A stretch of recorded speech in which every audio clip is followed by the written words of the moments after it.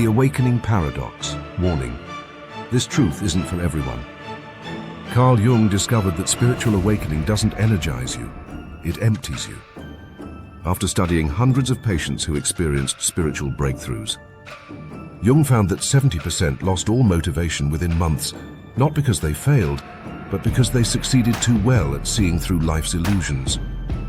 Jung called this the awakening paradox. The moment when enlightenment becomes emptiness, when clarity becomes confusion, when spiritual success becomes psychological crisis. You thought awakening would set you on fire with purpose.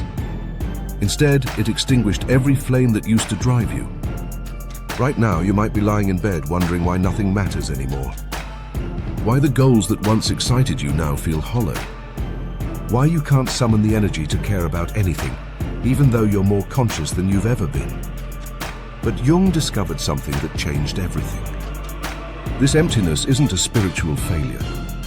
It's a psychological necessity, and there's a specific process for transforming this void into the deepest source of authentic motivation you've ever experienced.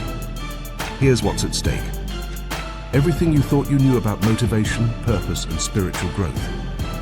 You've been told that awakening leads to bliss, that consciousness brings clarity, that enlightenment ignites passion. But Jung discovered the opposite is true. The more you awaken, the more you realize that every goal you've been chasing was an illusion. Every motivation you've had was rooted in ego, fear, or social conditioning. Every dream you've pursued was someone else's definition of success, projected onto your life.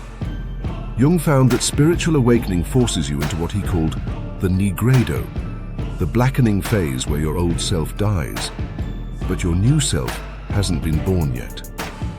Like, follow, and share to stay tuned for the 10 steps to breaking out of the blackening and stepping fully into your authentic self.